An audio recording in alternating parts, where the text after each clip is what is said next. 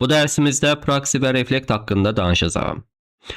İlk olaraq proksi nədir? Proksi bir obyektin qarşısına qoyulan bir vasitəsidir.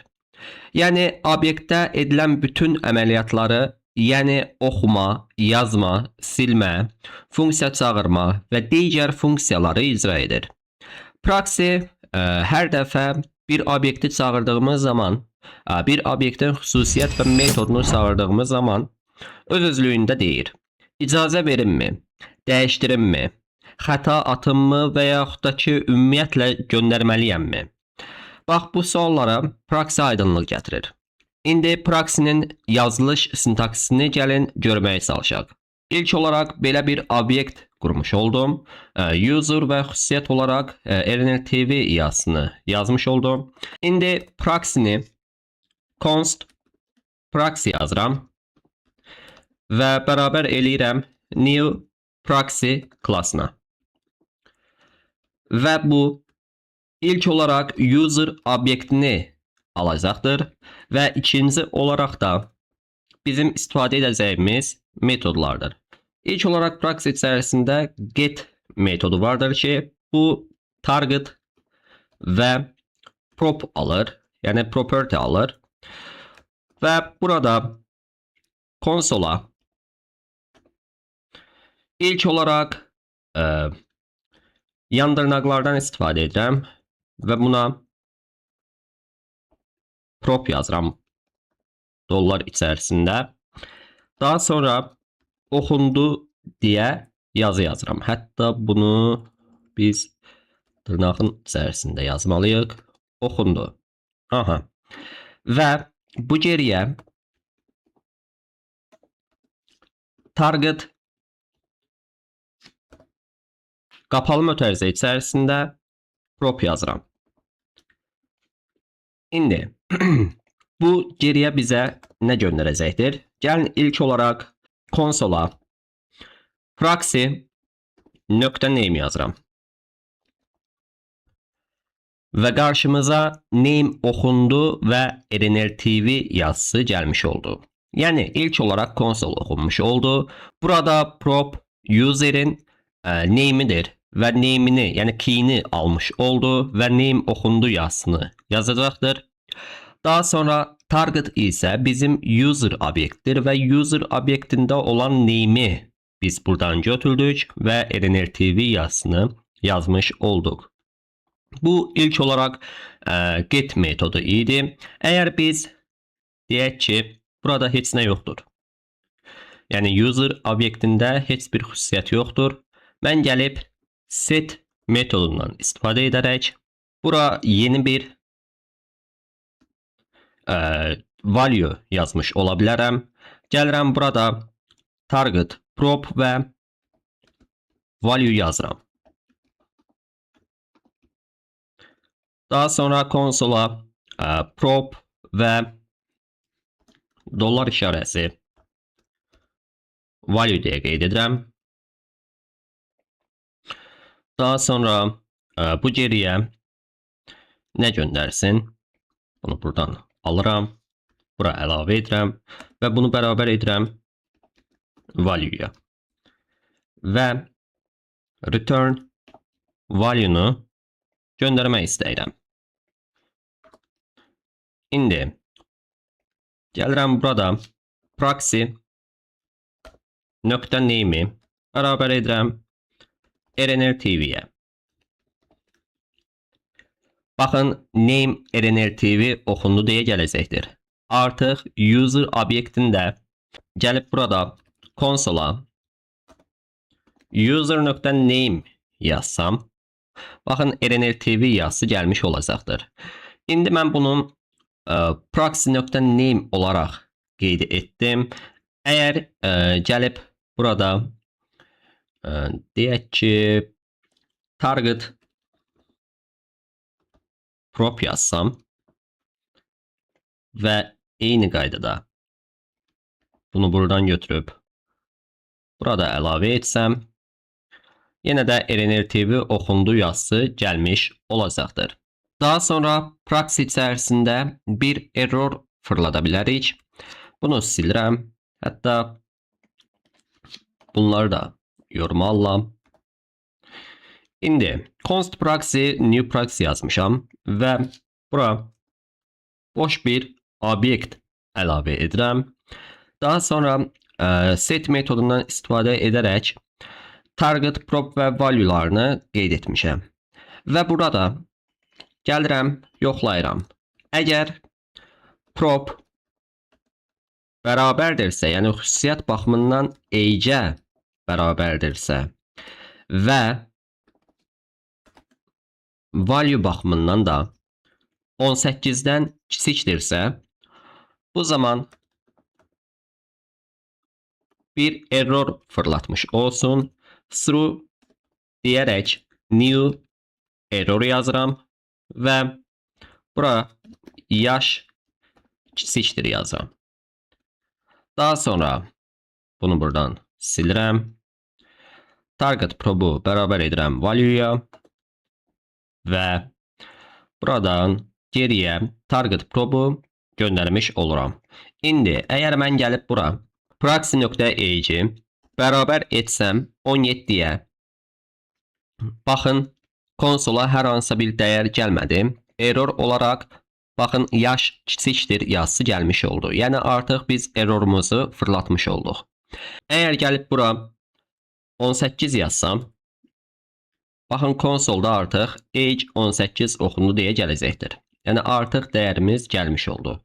Və biz burada nə etmiş olduq?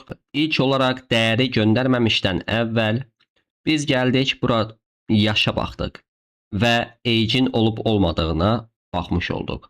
Əgər if operatoru hər iki şərti ödəyirsə, yəni age varsa və value'muz da 18-dən kiçik deyilsə, o zaman şərtimiz ödənəcəkdir. Yox, əgər age var və yaş 18-dən kiçikdirsə, o zaman if operatoru çalışacaqdır və aşağıdakı kodlar oxunmayacaqdır.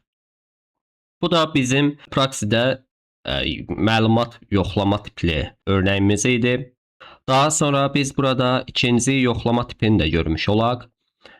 Mən gəlirəm, bura get metodu yazıram və value olmayacaq. Üzr istəyirəm. Value olmayacaq. Daha sonra if içərisində yazıram. Əgər bunu buradan silirəm, nida işarəsini qoyuram. Nida işarəsini qoyuram. Əgər prop targetda deyilsə, o zaman geriyə tapılmadı yazısı gəlmiş olsun. Və bunları da buradan silirəm. Target probu bu şəkildə əlavə edirəm. İndi konsola proxy.name deyə yazıram. Və konsolda tapılmadı yazısı gəlmiş olacaqdır. Yəni həqiqətən də belə bir xüsusiyyətimiz olmadığını if operatoru vasitəsilə göndərmiş olduq. İndi xüsusiyyəti silmək üçün isə biz delete property'dən istifadə edəcəyik. Yenə burada bunu yorumdan çıxardıram. Deyək ki, user içərisində name xüsusiyyətimiz vardır və mən gəlib ilk olaraq user'ı burada qeyd edirəm. Daha sonra gəlirəm burada sadəcə konsola prop üzərinə silindi yazısını yazıram. Və aşağı sətirdə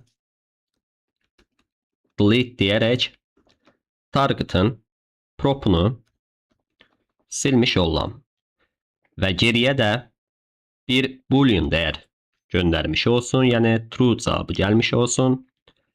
Və eyni qaydada delete yazıram və proxy.name'i buradan silmiş olam. Baxın, name konsolda name silindi yazısı gəlmiş olacaqdır. Bu da silmə əməliyyatı idi. Əgər user içərisində xüsusiyyətin olub olmadığını yoxlamaq üçün isə gəlirəm has metodundan istifadə edirəm və konsolda bu dəyərimiz gəlmiş olsun sadəcə və geriyə bunu sildirəm. Geriyə prop in target deyə yazıram. Yəni target içərisində prop dönmüş olsun. Konsolda name'i qeyd edirəm və in proxy yazaraq proxy içərisindəki name'i görmək istəyirəm. Və burada nə olmuş oldu? Baxın, name gəldi və false dəyərimiz gəlmiş oldu. Burada boş bir dama buraxmışıq və baxın konsolda true cavabı gəlmiş oldu. Yəni bir xüsusiyyəti bu şəkildə yazmaq error verir, false bir dəyər göndərir. Buna da diqqət etmiş olun. Boş bir sətir yazmayaraq bu şəkildə xüsusiyyəti almaq istəyiriksə, dırnaqlar içərisində bitişik yazmaq lazımdır ki, konsolda true cavabı gəlmiş olsun. Və burada da yəni has metodundan istifadə edərək obyekt içərisində xüsusiyyətin olub olmadığını görmüş olduq. Proxy bir də sadəcə obyektlərlə deyil, funksiyalarla da işləyir. Function yazıram, sum metodu yazmış olam, A və B dəyərlərim gəlsin və daha sonra bu geriyə A plus B şəklində bir cavab göndərmiş olsun. Daha sonra eyni qaydada gəlirəm sum metodunu bura əlavə edirəm. Baxın, hələ ki çağırmıram. Daha sonra burada apply metodumuz olacaqdır və this nöqtə, daha doğrusu this argument və argumentləri almış olacaq. İlk olaraq gəlin argumentləri biz konsolda görməyə çalışaq və burada da geriyə target funksiyamız argumentlər ilə bu şəkildə dönmüş olsun və proxy metodumuzu artıq çağırmış olam. Baxın, bu şəkildə yazdığımız zaman konsola argumentlər olaraq bir massiv içərisində, əri içərisində 5-7 rəqəmlərimiz gəlmiş olacaqdır və spread operatoru köməyi ilə funksiyanın içərisində olan argumenti, daha doğrusu parametri çağırdığım zaman 5-7 rəqəm vasitəsilə gəlmiş olacaqdır və geriyə 5 üzərinə 7 gələrək 12 cavabını vermiş olacaqdır və bura konsola həmin bu funksiyanı konsolda çağırdığımız zaman baxın 12 cavabını görmüş olacaq. Biz bu dərsi keçən dərsimizdə izah etmişdim. Yəni nə üçün bu şəkildə yazılır, bunlar nə işə yarayır? Keçən wrap dərsində izah etmişdim. Ona da baxarsınız lazım gələndə. Və bizim burada this argument nə işə yarayır? İkinci dəyərimiz bu işə yarayır. Əgər mən gəlib bura const user name RNR-TV yazsam və funksiyanı çağırmamışdan əvvəl gəlib proxy nöqtə call metodundan istifadə edərək user'da bura əlavə edib 5 və 7 rəqəmlərini də qeyd etsəm, baxın konsolda artıq name RNR-TV yazısı gəlmiş oldu. Artıq bu this argument user obyektin içərisində olduğumuzu göstərmiş oldu və bu this arqument əvvələ qaydaq. Bu şəkildə çağırılmayacaqdır. Misal, baxın, user'da hətta yoruma alım. Baxın, undefined cavabı gəlmiş oldu. Yəni biz call və bind metodundan istifadə etməsək, bu this argument undefined cavabını almış olacaqdır. Bunu da bu şəkildə görmüş olaq. Ən sonda construct metodumuz vardır ki, bu da class yazdığımız zaman işə düşəcəkdir. User deyə qeyd edirəm və constructor this nöqtə name'i bərabər edirəm name'ə. Daha sonra eyni qaydada const prox deyə qeyd edirəm və new prox deyib klassımızı çağırıram. Daha sonra ilk olaraq user klassını bura qeyd edirəm və dırnaqlı mötərizələr içərisində construct metodumuzdan istifadə edərək ilk olaraq target və arqumentləri yazıram